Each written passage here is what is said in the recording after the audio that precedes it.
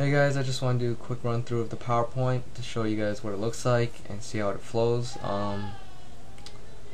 Hopefully this clears out some confusion, and I kind of want to take the blame for making last minute changes. I probably put a lot more pressure on you guys than I thought it would be. I think after I clarify some stuff on the changes, I think we can present this and it'll be good.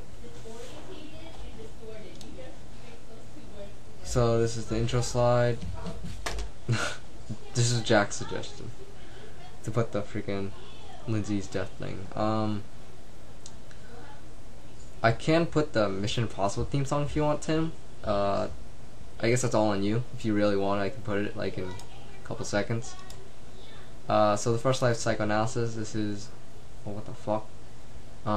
Okay, I need to fix this slide, but this is Breland's slide. The only thing I added was the Freud part, saying it's just a little bit of history, just in case people don't know who Freud is and where psychoanalysis even came from. This should be a pretty easy slide for you. I mean, it's psychology stuff, so it shouldn't be too hard. Next slide is dissociative identity disorder. This is the one I'm going to be talking about, and what is the multiple personality disorder, what psychoanalysts believed it came from, and how trauma causes it, and to clarify some things, just in case people ask you some questions about it. When a person faces a trauma in their regular daily normal life, it's very overwhelming for them, and they try to forget it, but they can't. It's so stressful for them that they have to form like a second personality. That's what the whole double consciousness concept is. So they create a second personality. That way they have brand new memories, and they pretty much run away from their first identity, and that way they don't have to remember the trauma that they faced. So pretty much by having a second identity, they can function normally. Now this is one of the changes that Victor and I were discussing. We believe that the dreams we felt like dreams came a little too late. That dreams should be around the same area as the whole psychoanalysis explanation. So I think having dreams right after the explanation of the identity disorder is pretty good. This is Victor's slide. He's just going to talk about how dreams and how Freud interpreted what dreams did. Like, it was how people were able to understand their unconscious. The only issue from this transition is that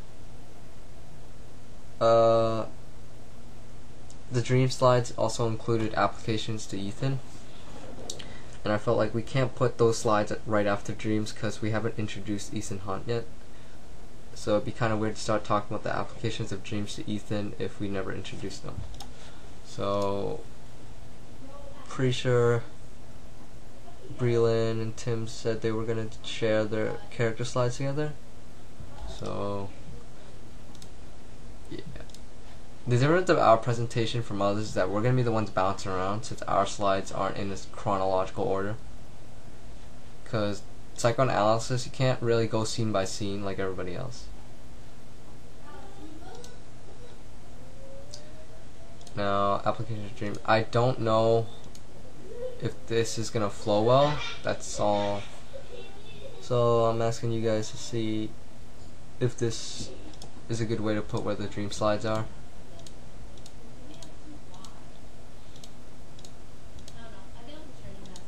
Then Ethan personality slide, where I talk about the two personalities. Alright, now this is the last minute change I kind of said yesterday. Our original idea was to have IMF agent personality and home personality. We said that the trauma was caused while in his IMF agent personality, which we also said was the second identity that he created. And we said that he coped with this trauma by going back to his home identity, which contradicts suppression, because the idea of suppression is that they face trauma in their regular life and they create a second identity so they could forget the trauma from their regular life, which is different from our original idea, which we had home life. He has an IMF agent personality, he has trauma and IMF agent personality, but he uses the home normal life as the coping mechanism, which doesn't make sense to bounce back and forth like that. So I think having the IMF agent personality as the defensive personality sounds like a clear understanding of what suppression really is. And later in the slides we're going to explain how like that we prove that further, because whenever he's at home or he's with Julia, he always seems to remember Lindsay, like the funeral scene when he's sleeping, and anything involving Julia, which Jack comes in with the whole parallel thing, everything he does with Julia is very similar to Lindsay, so you can say that Julia represents the whole home life of his, that whenever he's with Julia he always seems to have relives the memories of Lindsay and stuff. Alright, this slide's pretty simple. I'm gonna see through. Alright, these are all slides pre-Lin made. I didn't change anything in any of these slides really. Yeah, I don't think I did, minus like 1 or 2 sentences. This is Jack's slide. Like I said, Jack, I know how you said that you were afraid the parallelism wouldn't connect with the whole slideshow, but as long as you take each bullet point back to the idea of suppression and identity disorder, it'll be perfectly fine. Like, as long as you say like, oh, every time he's with Julia, he slowly faces events that are similar to Lindsay, representing how no matter what identity he has, he always has the same fate, showing that his identities cross over or some crap like that. Alright, yep. Change anything here. This is the same too.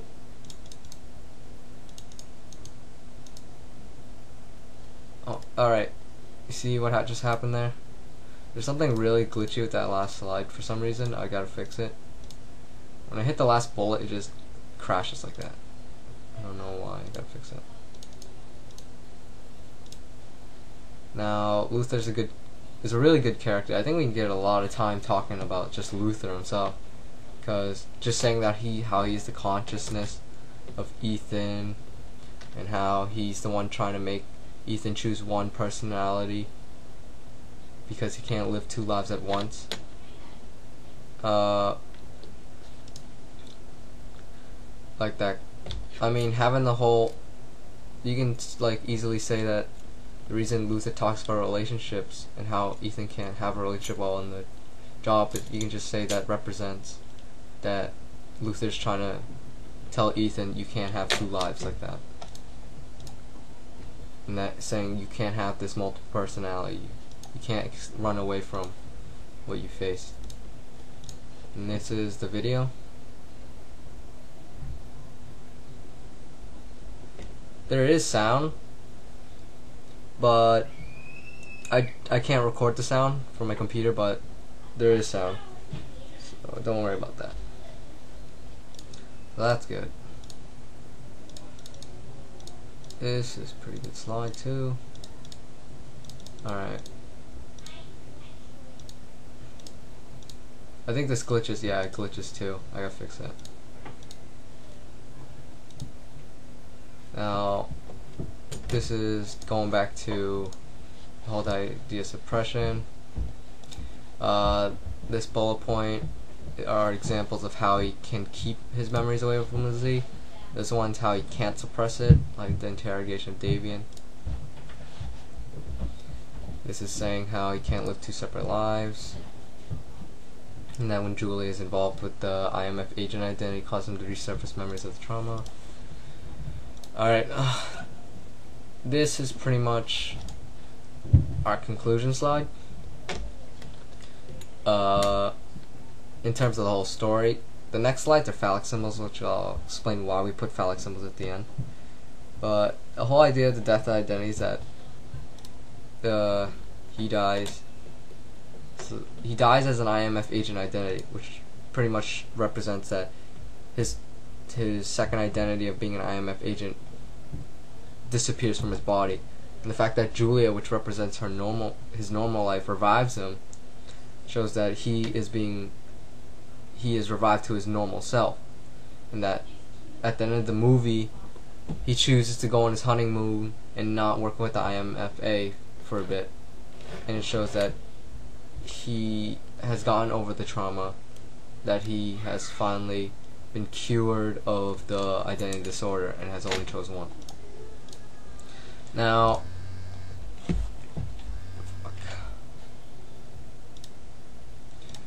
here's the phallic symbols. The reason why we moved these slides at the end is, like, Victor and I were saying that it wouldn't be a really good intro to the whole psychoanalysis of the film if we put phallic symbols first. We felt like phallic symbols were more just random things we saw throughout the movie, and that at the whole end of the slideshow we can say, it's like, oh, and here's some things we saw throughout the movie that we thought were interesting and that represented psychoanalytic stuff. And even then, Jack, since you're the one that's going to be doing this, you can connect each bullet point back to the whole identity disorder. Like, you can say the whole shaking drink thing. You can say, like, oh, this is how Ethan was so happy before the whole trauma happened, how he was able to live happily with Julia, and all this stuff. Yep. Yeah, people are probably gonna get a good laugh from this. Now, this slide's a little laggy. It's probably because all the animations I did, like these last 3 bullets. Holy shit, I gotta fix that. And the windmill scene is a really good. It's a really good one. You can say how, like, Ethan. You can say how Ethan was so happy to save her, and then the moment she died, his excitement disappeared. Even then, you can say that the moment that windmill snapped, you can say that was like a snap in his brain. Like, that was the turning point in his head where he created 2 personalities, since it happened the moment of her death. And that's pretty much it. That's the end of our slideshow. I think it flows pretty well, but minus maybe the beginning. So I don't know how you guys feel about that stuff. And Victor, do you want me to change the background to dreams so it's consistent, or do you just want to keep it? And I think we'll do really well. We all can talk. It's not like we're gonna, like, as long as we know what we're saying. And a lot of these slides we can spend a lot of time on, so I think we'll do good. So that's the end of this.